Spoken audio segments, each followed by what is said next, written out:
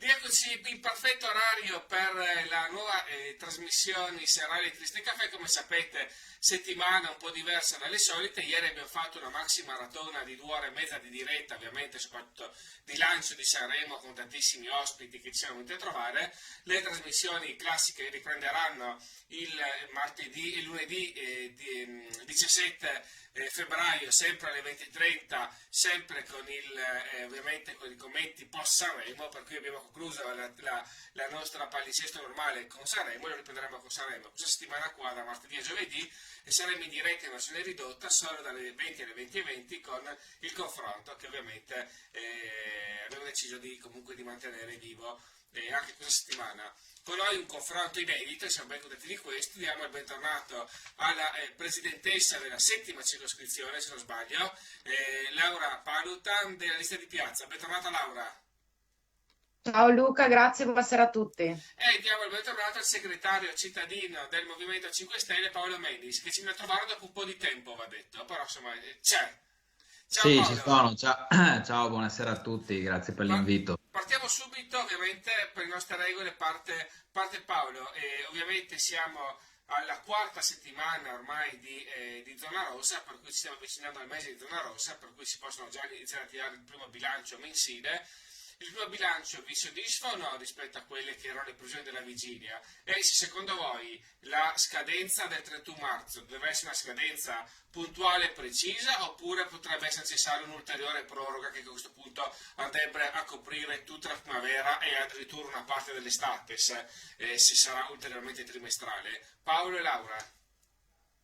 Sì, ma io credo che forse si sono create troppe aspettative rispetto a questo provvedimento, che secondo me va valutato al termine di questo periodo di prova, come dicevi tu, che è il 31 marzo. La prefettura ha dato dei dati riguardo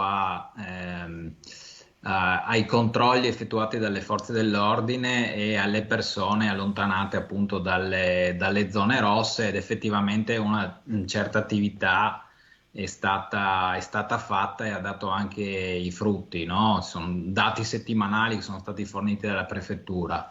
Dall'altro canto però abbiamo visto che gli episodi di criminalità e reati non è che si siano fermati, purtroppo, e anzi, adesso non ho dei dati oggettivi, ma guardando giorno per giorno la cronaca che fate anche voi di Trieste Caffè, si sono appunto registrati altri episodi gravi, gravissimi, come accoltellamenti e furti. Quindi credo che il provvedimento, per il momento, una valutazione provvisoria è che forse non basta, non sia sufficiente per risolvere il problema, che è un po' come avevo personalmente immaginato all'inizio del periodo appunto zona rossa.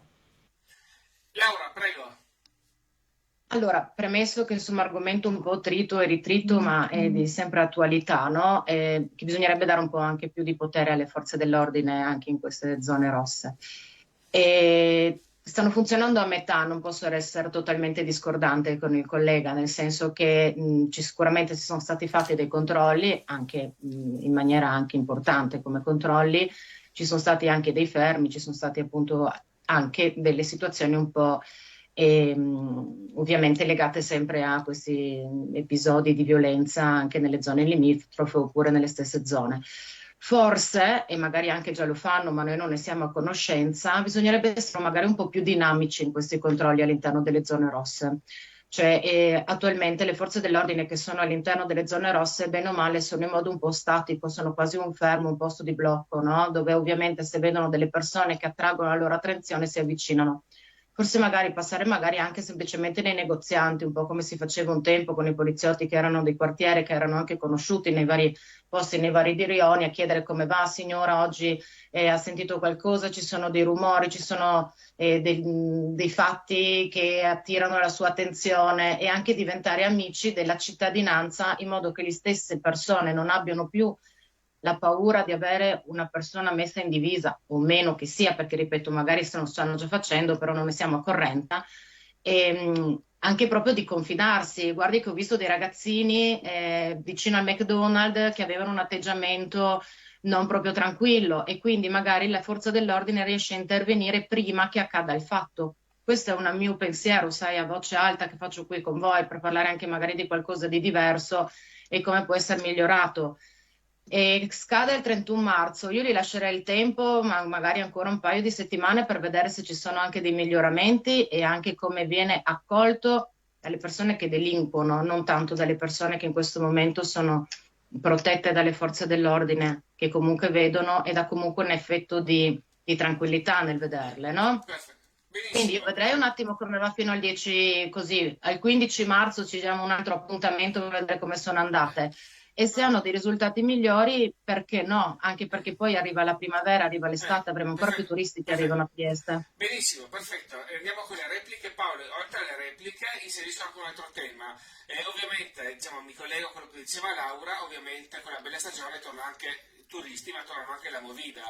Questo potrebbe evidentemente creare ulteriori criticità e problemi sia su eventuali nuove zone rosse legate alla Movida, piuttosto addirittura che togliere zone rosse per permettere alla Movida di vivere, non di morire. Prego Paolo.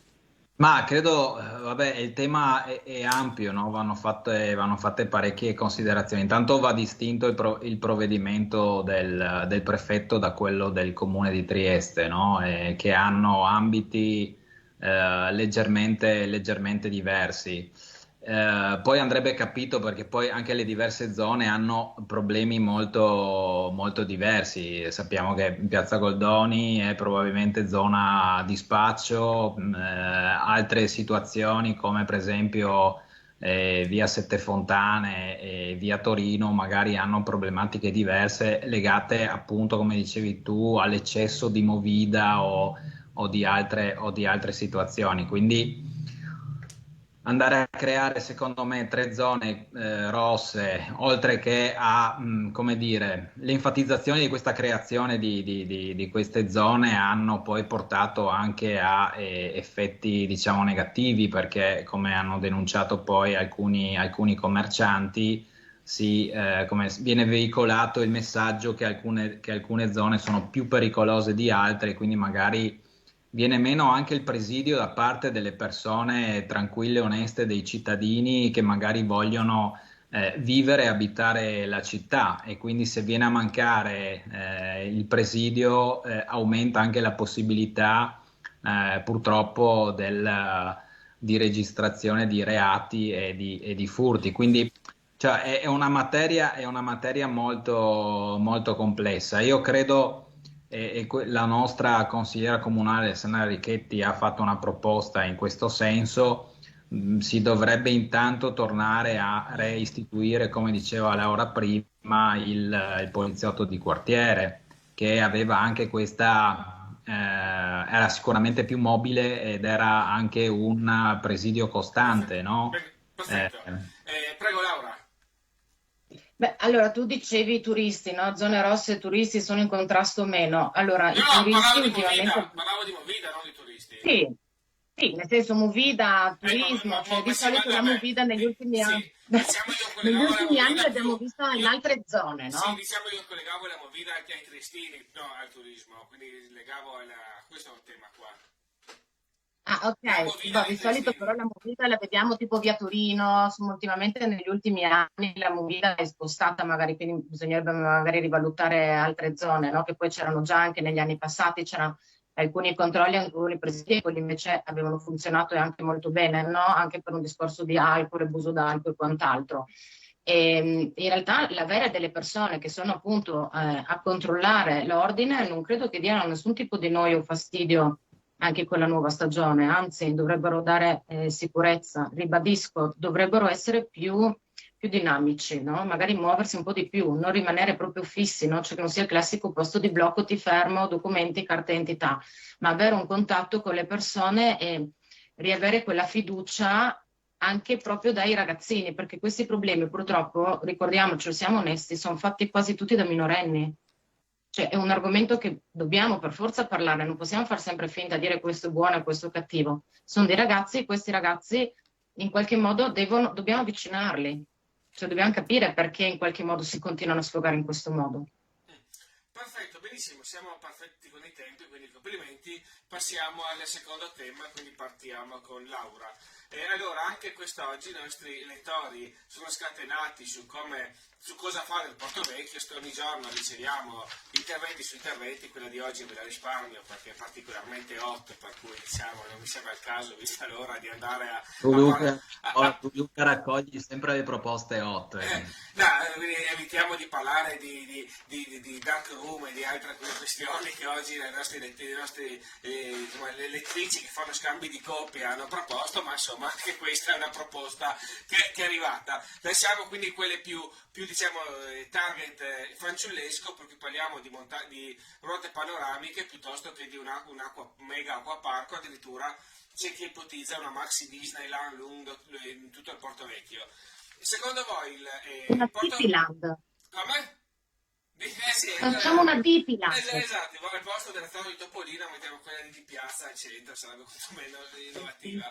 Allora, la domanda è, quanto secondo voi il Porto Vecchio dovrà essere destinato al turismo? E se secondo voi Porto Vecchio, Porto Vivo, è sinonimo di turismo, sì o no? E queste proposte effettivamente raccolgono il vostro favore, stante ovviamente che l'amministrazione pubblica non può fare, chi dovrà farlo un privato, le vedreste con favore qualora un privato le facesse, oppure voi vedreste destinato al Porto Vecchio ad altro rispetto a queste proposte? Queste tante altre, perché come vedete, se ci seguite ogni giorno arrivano proposte di ogni genere che noi pubblichiamo, perché può essere delle idee. Vai Laura. Allora, indubbiamente per me sì, cioè Porto Vivo indubbiamente ha bisogno di una parte turistica. Siamo in una zona bella di Trieste, ci vedo tanto anche un bel attracco direttamente dalle crociere che arrivano direttamente a Porto Vivo, un ingresso della città all'interno un'altra città proprio che Porto Vivo. Eviterei magari appunto gli appartamenti, perché adesso ti darò le mie idee, no? Giustamente anche non è che posso essere sempre lì già al dovere, però un bel Porto Vivo con all'interno una bella zona fitness, una bella zona wellness, una bella appunto piscina e una parte anche dove creare una nuova movida anche diversa. Ricordiamo che Trieste è priva di locali, non abbiamo nemmeno una grande piazza, noi utilizziamo Piazza Unità per fare la stragrande maggioranza degli spettacoli che abbiamo. E poi anche ricordiamo che Porto Vivo non è immenso, cioè è abbastanza piccolino nel suo, cioè è una grande struttura, ha degli grandi spazi, ma dobbiamo utilizzarli nei modi migliori. E poi lascerei una parte anche alla ricerca, in modo da utilizzare lo stesso spazio al mattino come zona studio, come zona di ricerca, come zona appunto di lavoro in generale, per poi arrivare alla sera, quindi dalle 5:30 e 6, e diventare una città di movida, un po' come in Spagna, Barcellona, dove ci sono dei luoghi in cui la città cambia proprio faccia. Questa è la mia idea, così detta. Prego Paolo. Ma mi allaccio alla domanda che hai fatto, no? Cioè, anzi, alla segnalazione che hai posto, per cui arrivano proposte da parte di cittadini o comunque persone che conoscono la zona e quindi hanno delle proposte da fare. Ecco, purtroppo queste proposte qua non sono, cioè non c'è mai stato un periodo di raccolta delle opinioni e delle proposte da parte dei cittadini, e questo abbiamo anche sottolineato questa assenza in consiglio comunale. Purtroppo la strada che ha scelto l'amministrazione comunale è un percorso amministrativo burocratico che lascia poco spazio all'inizio ai cittadini, ma comunque a chi aveva delle idee da proporre per un'area. Però ecco, su questo non sono d'accordo con Laura. L'area non è piccola, anzi vale circa, se non sbaglio, 1/7 della superficie della città, quindi è un'area molto grande. Però c'è ormai la scelta che ha fatto il Comune di Trieste, questa giunta, è quella del project financing basato su un progetto presentato più o meno già a scatola chiusa da una società privata, quindi le idee sono tantissime, ma probabilmente molto, molto poche vedranno la concreta realizzazione. Purtroppo, come abbiamo già sottolineato, anche detto più volte, noi abbiamo dei timori su come si svilupperà quell'area, perché purtroppo è stata data molto spazio alla residenzialità, e a una residenzialità che sarà di lusso, quindi non probabilmente seconde case che verranno facilmente riaffittate a turisti, ma seconde case che i proprietari si terranno perché saranno molto facoltose e sono molto facoltosi, e queste residenze saranno molto costose, proprietari che si terranno gli appartamenti per sé, e qui si corre appunto il rischio che quell'area vengasi venduta, gli appartamenti vengono venduti, gli incassi saranno fatti probabilmente dalla Costin, che è quella che ha presentato il progetto, ma si deve tenere ancora un'area e una gara per aggiudicare l'area, ma il rischio di speculazione secondo me è molto alto. Cioè, ricordo che ben 19 magazzini nel Porto Vecchio sarà ceduta la proprietà a chi si aggiudicherà la gara. E quindi abbiamo dei timori. Io credo che il percorso che si doveva fare era diverso, appunto andando a raccogliere, ad accettare progetti e proposte diverse. Laura, prego. Essendo appunto dato un privato, viene quasi logico e naturale, no? Che bene o male verrà destinato a una forma turistica. Mi citi il valore degli immobili, vedremo poi come verranno destinati e come verranno utilizzati gli immobili. Cioè, Trieste da questo punto di vista è quasi vergine su questo tipo di attività. Dobbiamo guardare altre città che ci sono passati precedentemente a noi. Cioè, avere degli immobili, vabbè, andiamo in Sardegna per dirti, no? Andiamo in Sardegna, ci sono degli immobili, delle ville che pur sempre essendo degli secondi immobili di grandi proprietà, questi stessi poi vengono destinati anche in forme turistiche. Quindi questo ora è un po' presto per fare un discorso così specifico legato a come e quali immobili e quali tipologie di immobili. Indubbiamente saranno costosi, è logico che siano costosi. Sono il primo accesso al mare che noi abbiamo su Trieste.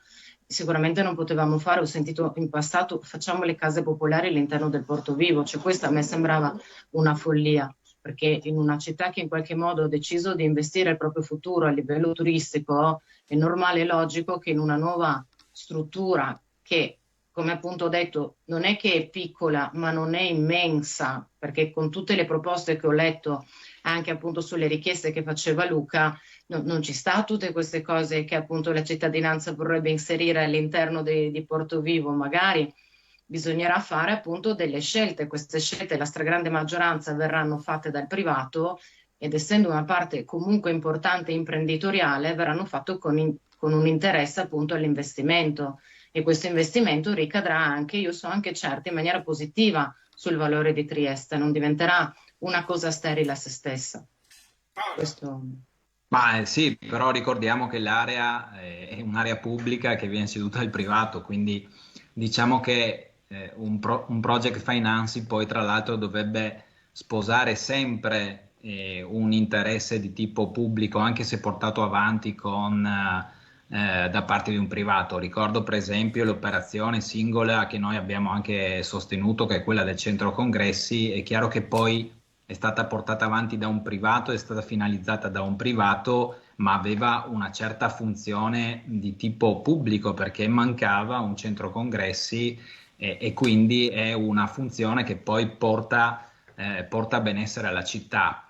Purtroppo invece credo che l'operazione Porto Vecchio sia una cosa che è partita male, perché di fatto il comune ha delegato, ha alzato le mani, ha detto io da solo non ce la posso fare, cedo la proprietà di una vasta area, di una gran parte dell'area del Porto Vecchio al privato, che poi, siccome il piano regolatore poi per tanti di quei 19 immobili consente una residenzialità del 70% sulla superficie, capite che poi alla fine sarà quello l'obiettivo del privato, e quindi io spero di essere smentito con i fatti, perché il bene della città passa ovviamente anche per un ottimo sviluppo di Porto Vecchio. Benissimo, bravissimi, 20 minuti spaccati, veramente tutti dovrebbero essere come voi, quindi vi chiamerò ancora per avere una certezza. Prima di concludere ovviamente il solito giochino perché non credo che voi l'abbiate fatto ancora, per cui ovviamente ve lo propongo adesso due giochini, uno ovviamente per questa settimana e uno ovviamente più politico, partiamo con quello più politico prima.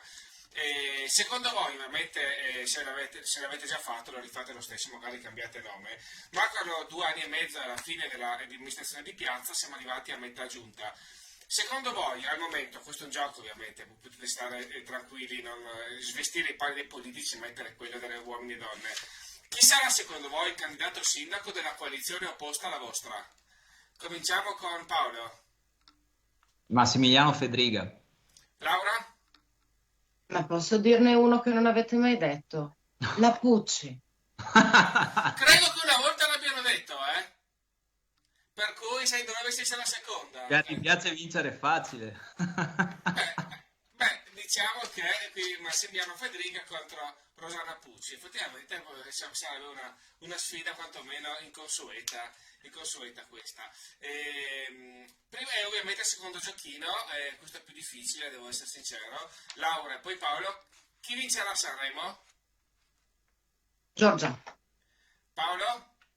I Modà, perché la mia compagna è una fans, allora devo dire Modà. Benissimo, perfetto. Quindi ieri hanno detto Cristicchi, invece oggi Giorgia e Modà, per cui comunque vediamo che anche i politici tristini hanno insomma, l'idea differenti su questo. Benissimo, ringraziamo per essere stati con noi il coordinatore provinciale del Movimento 5 Stelle Paolo Menis, la presidentessa della settima circoscrizione della lista di piazza Laura Palutan, e ovviamente vi lasciamo la prima puntata di Sanremo, e noi ci vediamo domani alle 20 per un altro confronto, e avremo con noi Idea Giuliana che si confronterà con Adesso Trieste. Un saluto a tutti e arrivederci. Ciao, buon Sanremo a tutti. Ciao ciao.